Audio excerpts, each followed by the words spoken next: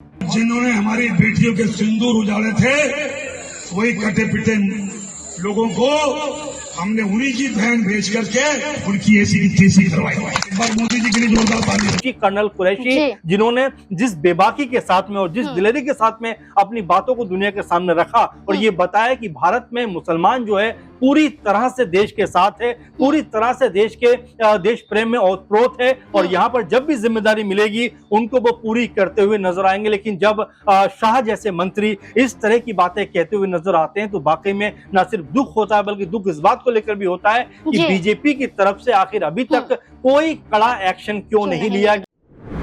जिस पाकिस्तान ने अपने नापाक मंसूबों को कामयाब करने के लिए भारत को तोड़ने की एक रणनीति हिंदू मुस्लिम विरोधी गतिविधियों के आधार पर बनाई थी। पाकिस्तान आर्मी चीफ आसिम मुनीर का एक बयान जिसने भारत को तोड़ने के लिए हिंदू मुस्लिम बंटवारे का एक मुद्दा उठाया था, जिसके बाद जम्मू कश्मीर के पहलगाम बेसिन घाटी में आतंकी हमला हुआ, जिसमें यह कहा गया कि कई धर्म के लोग मारे तो गए लेकिन अधिकतम हिंदू धर्म के लोगों को मार गिराया आतंकवादियों ने। नाम पूछकर, कपड़े उतारकर, कलमा पूछकर मार गिराया गया, जिसके बाद बड़ा विवाद खड़ा हो गया। जहां पाकिस्तान ने भारत को तोड़ने की कोशिश की वो कामयाब होता हुआ नजर आया, लेकिन भारत के प्रधानमंत्री नरेंद्र मोदी ने पाकिस्तान को मुंहतोड़ जवाब देने के लिए ऑपरेशन सिंदूर के तहत एयर स्ट्राइक करवाया। वो स्ट्राइक जिसके चलते पाकिस्तान घुटनों पर आ गया, पाकिस्तान की हेकड़ी निकल गई, पाकिस्तान की बोलती बंद हो गई। लेकिन अपने ही देश में मौजूद कुछ ऐसे नेता, कुछ ऐसे मंत्री हैं जिन्होंने पाकिस्तान को एक बार फिर से बड़ा मुद्दा दे दिया।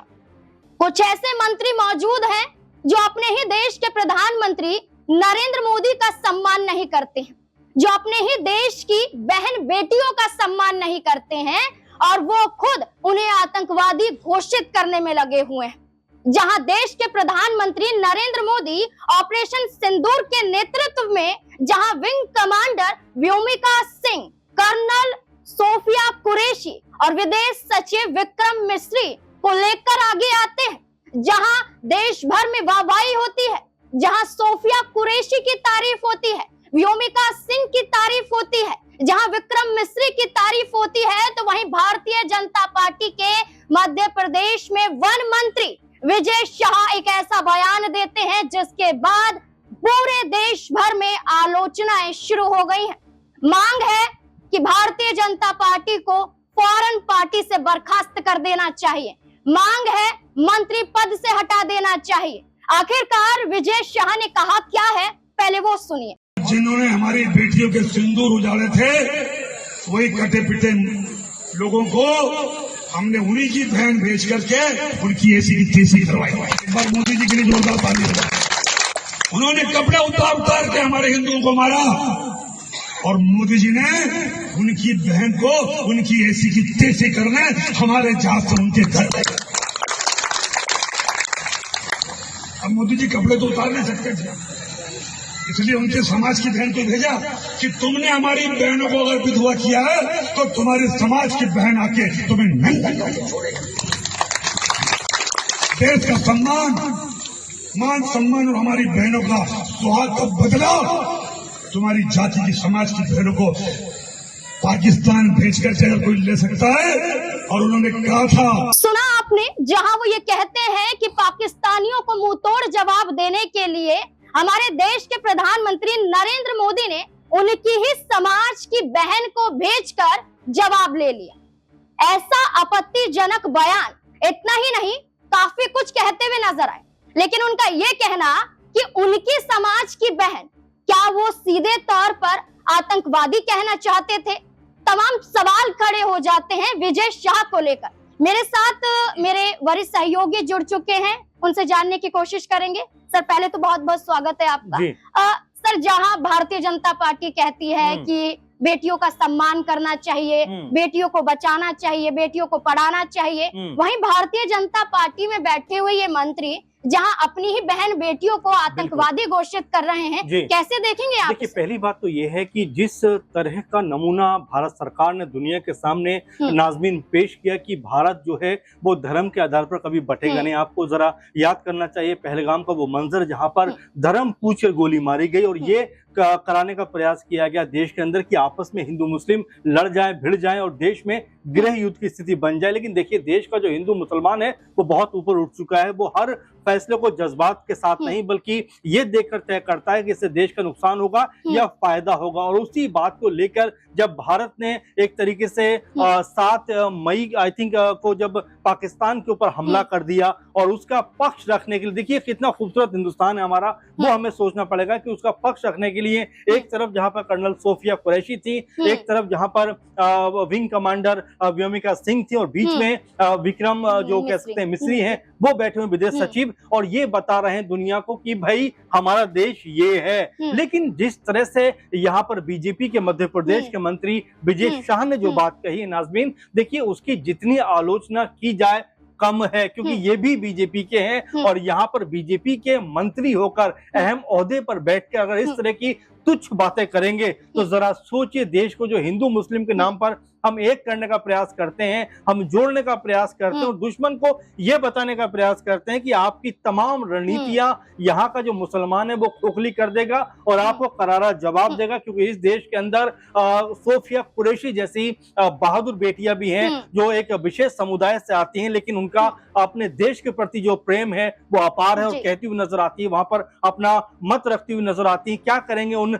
सैयद आदिल का जो कश्मीर जो पहलगाम में आतंकी के जो है बंदूक पकड़ लेते हैं, अभी इम्तियाज जो बिहार के हैं वो शहीद हो गए, उनके लिए क्या कहेंगे? तो इस तरह की भाषा का प्रयोग करके आप देश में माहौल खराब। अगर मैं बात करूं तो माफी मांग लेते हैं विजय शाह, तो क्या आप पहले गलती करेंगे, पहले अपने ही देश का बदनाम करने की कोशिश करेंगे, उसके बाद माफी मांग लेंगे? यहाँ मैं एक चीज कोट करना चाहूंगी, शिवराज सिंह चौहान जो मध्य प्रदेश के मुख्यमंत्री रहे हैं, अब तो वो कुछ नहीं बोल रहे हैं, लेकिन वो ये भूल चुके हैं कि एक वक्त पर विजय शाह ने उनकी ही पत्नी का अपमान किया था आपत्तिजनक टिप्पणी करते हुए। देखिए बिल्कुल, और महत्वपूर्ण बात ये हो जाती है नाज़मीन की इस नाजुक वक्त में जहाँ पर समूचा देश एक साथ में खड़ा हुआ है, समूचा देश कहीं न कहीं पाकिस्तान के खिलाफ कड़ा से कड़ा एक्शन लिए जाने की हिमायत कर रहा है, उसमें ना कोई हिंदू है, ना कोई मुस्लिम है, ना कोई सिख है, ना कोई ईसाई है, बल्कि समूचा देश एक मालक की तरह इस समय एक ढंग से नजर आ रहा है। और यहाँ पर जिस अंदाज में विजय शाह ने ये बात रखी है,